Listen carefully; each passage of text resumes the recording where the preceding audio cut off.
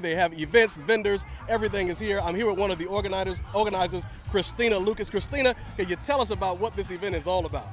Yes, it's actually to promote not only recovery in Oakland County, but that recovery is a reality across the entire United States, in Michigan and everywhere. And it's so important that we put a voice to recovery so people know they can and will get better with the right treatment.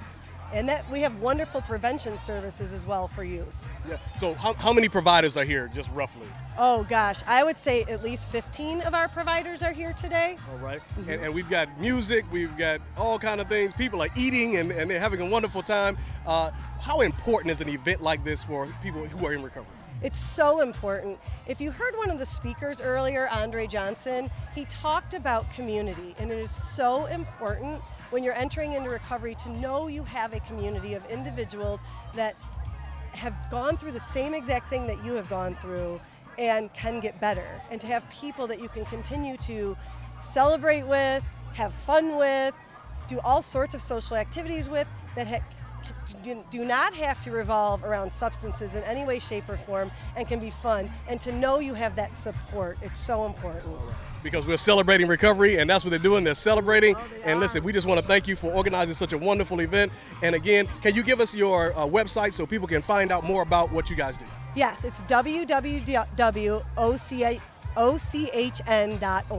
All right. Thank you so much, and have a wonderful rest of the day today, because they've already walked. Now it's time to celebrate. All righty.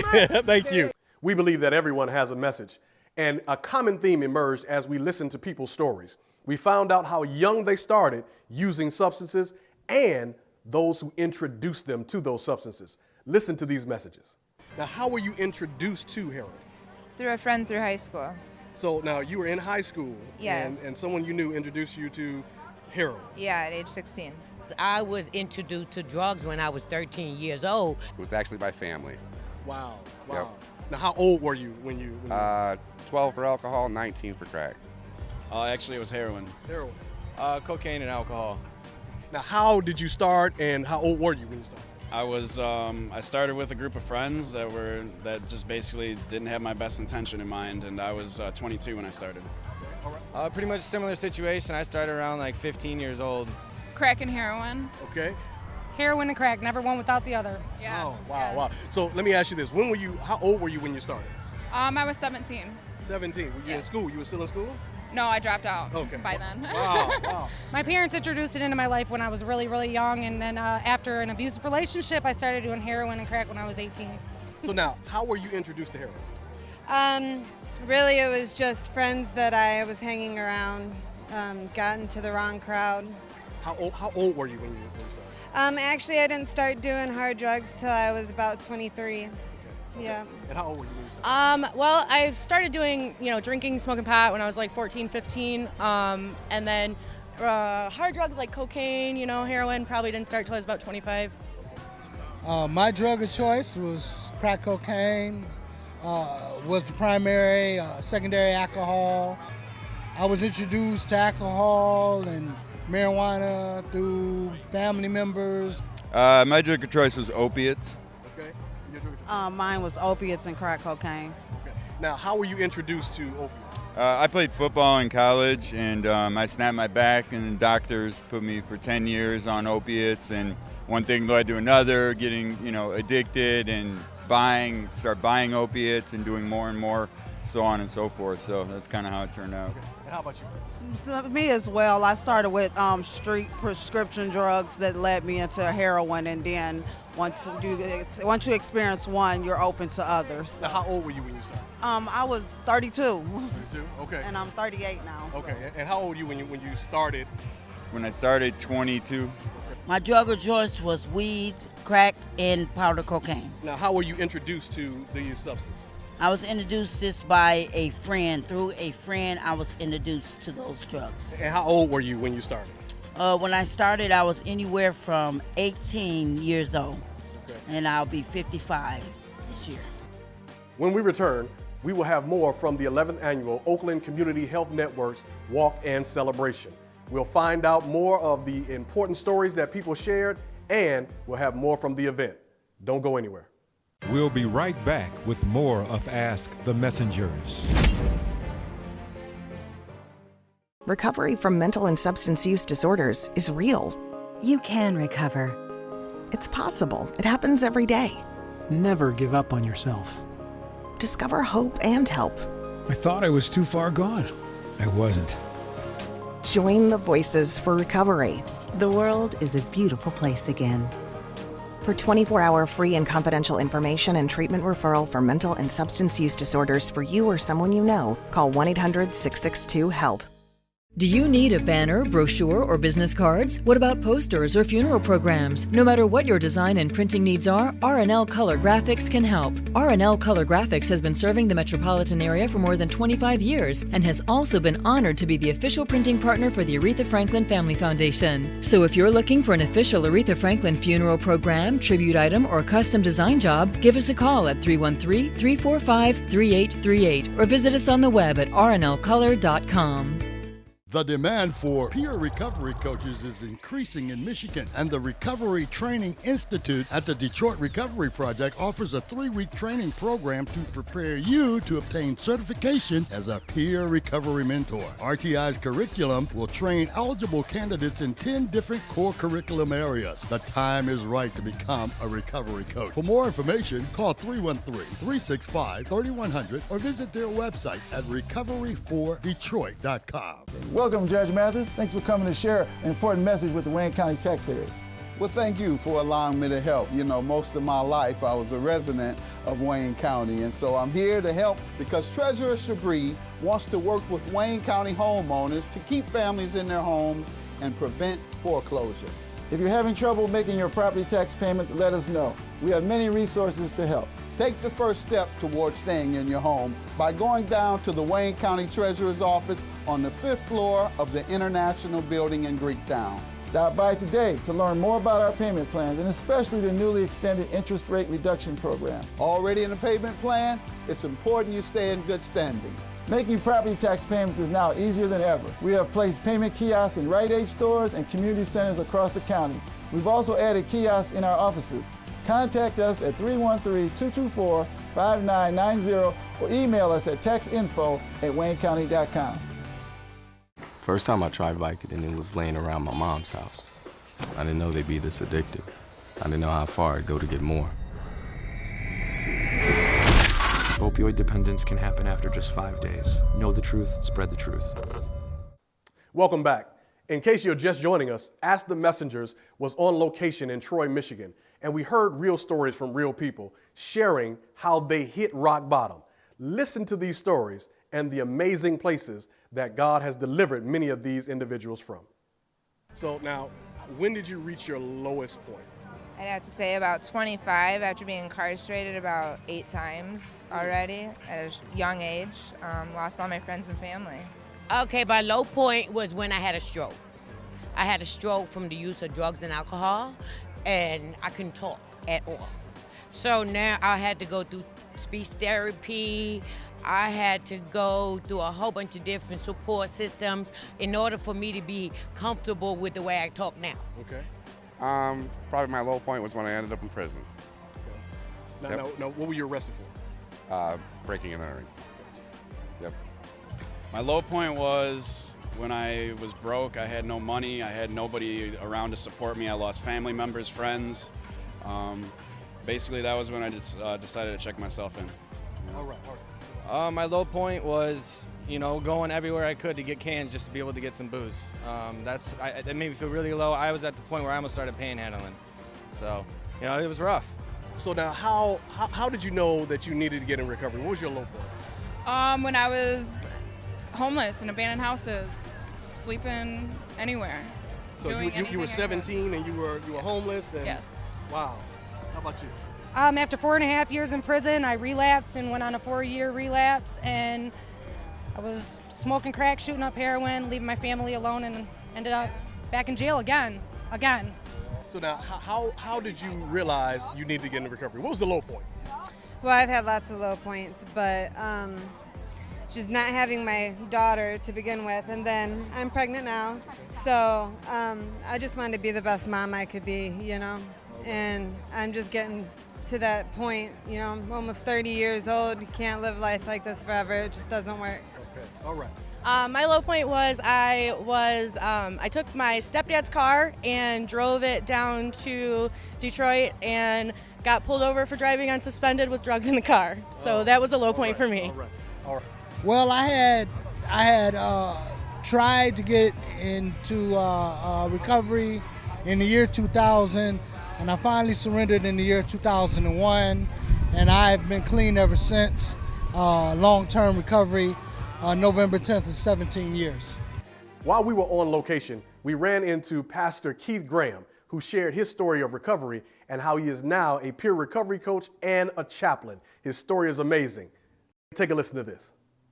Ask the Messengers is here, and listen, we are running into everyone here at today's 11th annual Oakland Community Health Walk and Rally celebrating recovery. I'm here with my brother, and this is a fellow preacher. In fact, we spent time on another show together along with our camera guy, Mike. But listen, tell us what you're doing here and what's going on. Well, tell us your name first. Tell us about your name. Hey, man. Well, my name's Keith Graham. I'm a peer recovery coach with Personalized Nursing Lighthouse, and we've actually come out. We've been in the business for about 28 years. I'm actually a peer coach and also a live recovery person that I was addicted, of course. 15 years of crack cocaine, alcohol, in and out of jail, doing my dirt because of the addiction and because of the behavior as well. So I'm here. So now you guys brought a bus of people up. How many people did you bring with Oh you? man, I think we brought probably about a good 40 to 50 people out of Plymouth. Our home office is in Plymouth, Michigan. We've got probably about 26 sites. We deal with IOP, EOPD, as well as STR, which is detox as well. We are live-in residents as well, to where we help the client in the atmosphere where we have the light model, to where we introduce that there is a way to live this thing if you truly want it. We've got to get real and get right with our behavior. Right. Now, we talked about how important it is to have a support system around you to help stay clean. How important is it in your context to have that support system with the people that you work with? You know what? It is so important. My God, I feel help right now, but I'm not going to go there. We're going to stay close to this. But it's so important to have that type of help in that type of environment, because it brings a wellness. There's two things that I believe in. There's good health and then there's wellness. Wellness deals with mind, body, and soul. So we need that type of atmosphere, that type of support. Like today, we have the 11th annual thing going on here in Oakland County. It is so needed for people in the recovery to come from addiction to recovery to sobriety, and to get around your peers that are living and breathing and living this thing to get their life back. September is Recovery Month, and they celebrate recovery. We asked many of the participants who was at the event how it feels to now be in recovery. Listen to their enthusiasm right here. So what facility did you go to for your recovery? Meridian. Meridian, okay. Yes. All right. Now, how has it been since you've been in recovery? I love it. It feels good. I can wake up every morning and not have to have that fix or look over my shoulder. You know, I'm out of legal trouble. It feels great. So if you could, someone who's getting ready to do some drugs or getting ready to start into it, what would you say to them? Just tell on yourself. Just ask that one person. Just ask one person. Get it started. So now, how does it feel to be in recovery? Wonderful. And how long have you been in recovery? I've been clean for 4 years. All right. So now you are in recovery. How long have you been in recovery? I've been in and out of recovery for about 19 years now. Okay. Yep. And now let me ask you this. How does it feel to be in recovery? Right now it feels great. Feels great. Feels great. All right. So now you're here celebrating with a lot of others. How important is it that you have community around you as you're going through your recovery? Oh, very important. Very important. It's good to be surrounded by people also in recovery. But I'm glad I'm here and sober today. Now, you got a support system of others around you who are in recovery. How important is it that you have a support system? It's important because having a big group of people and everybody sharing the same issues together gives you people to relate to and to talk to, because they're the only people that can understand you. Yeah. All right. I think it's very important. You know, I went into rehab by myself, you know, and I'm going to be leaving there with a bond from a bunch of guys that I know. Like, if I'm struggling one night, give them a phone call. But most importantly, I'm finally getting my inner higher power back, and that's one of the greatest feelings that I'm having. Listen, guys, congratulations on your recovery. Keep up the good work, all right? All right, thank you. Now listen, you're here at this Celebrate Recovery event, and it's important to have a support system around you. How important is it for you to have a support system to help you through your recovery? Oh, it's so important. Very important to me. How important? It's important. It's the difference between life and death right now. That's what it is. So listen, you guys are here celebrating recovery. We're so happy that you guys are in recovery. Keep up the great work, and thank you so much for your stories. Thank you. All right. And so now you're here with others celebrating their recovery, and you're celebrating yours. How does it feel to be in recovery? It feels really good. It feels amazing. It's so nice to wake up in the morning and not have to depend on something to get through the day, and just being happy is just so nice. Thank you. Thank you. How about you? It feels really good. I have 9 months clean from heroin, and I just feel amazing. And to be a productive part of my daughter's life now it feels amazing. All right. Well, you guys said something, and I got to continue here. So you're mothers, and so how important is it that you be a good example to your children now? It's the most important thing in the world, you know. Otherwise, they're just going to follow in our steps, you know. Our children learn from what we do. And if we're doing drugs in front of them and that's what they see, that's what they're going to learn to do. And of course, we want the best lives for them, so. It's so important, and kids are so smart now these days. You know, they can tell when mommy's different, you know, and you're not acting yourself. And so, you know, just seeing them, you know, they're so impressionable, and so we just have to provide that good example for them. Well, thank you guys for your stories, and keep up the good work in your recovery. All right. How does it feel to be in recovery? It feels awesome. Not only am I here with others, I work in the field. I am a student at Wayne State, master's program of social work. So I work in various organizations. I work at Turning Point Recovery Centers in Pontiac. Also, I do internship at Easter Seals in Pontiac area as well. And I'm also a board member for Oakland County Health Network, OCHN, who's putting on this program here along with the help of others who are helping them to do this. All right. Thank you so much. And listen, keep up the good work with your recovery, and keep up the good work in helping others stay recovered. Oh, yeah. All right. Thank you, brother. And you're here at the Celebrate Recovery event. How important is it that you have a support system around you to help you? It's the only way. It's everything. It's absolutely everything. Nobody can do it alone. I don't care what anyone says. You have to have a great support system. Now, how does it feel to be in recovery right now? It feels great. It feels great. I'm happy to be back. I'm happy to make it back, because some people don't make it back, and I'm just blessed that I made it back to recovery to try this thing again. Now, if someone was in front of you, they're trying to determine whether I should do this or not, what would you have to say to them? Make the phone call. Get yourself to at least a state-run Medicaid facility, inpatient. Somehow get there, have someone you trust that's going to drive you there and not let you come back, and start the process, man. It has to work that way. All right, all right. I totally agree with him. All right, all right. Well, listen, thank you guys so much for your story, and listen, keep up the good work in your recovery. Thanks, man. All righty? Well, listen, how does it feel to be in recovery? It feels good to be in recovery. I advise anybody to get in recovery. It helps. Also, take God with you when you go, because that is what's going to help you on your journey to recovery. All right. Listen, thank you for your story. We appreciate you. All right. Ask the Messengers is here today with Team Higera with Stacy and Kurt. Come on, guys. What is this program all about you guys have here? So we're peer recovery coaches, and what we do is guide other people in treatment. We're also in recovery ourselves, and gives us an opportunity to give back. All right. Kurt, now what is your role as it relates to being a specialist? Well, I'm the lead coach over at Oakdale Recovery Center. That's where most of these folks are from. And what we do is we just help them on their journey through recovery and help to show them the right way through our journeys on how to get to where they're going to the best of our ability. Right, guys? Yeah! So can I just ask the question of everyone, does the program work? Yes! All right, listen, thank you guys so much for being on the show. We appreciate you guys, and keep up the good work with your recovery, all right? All right, all right. Ask the Messengers is here at the 11th annual Oakland Community Health Network Walk, Rally, Celebration for Recovery. This is September's Recovery Month, and we're here with one of the participants in the event, and Mr. Shaka McDonald. He's with the Oakland Community Health Network. Mr. McDonald, can you tell us about what you do in your specialized area? Yes, sir.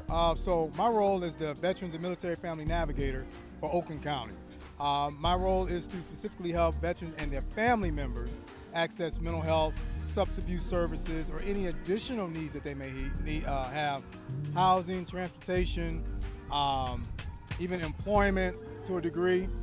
So pretty much to bridge those gaps where so many veterans feel disconnected from various services in the community. All right. Well, again, you also help them to get into some substance recovery if they need. Okay? Yes. So work closely. I'm housed where Common Ground is at, and so which is a huge component where folks can come right in off the street for that particular help.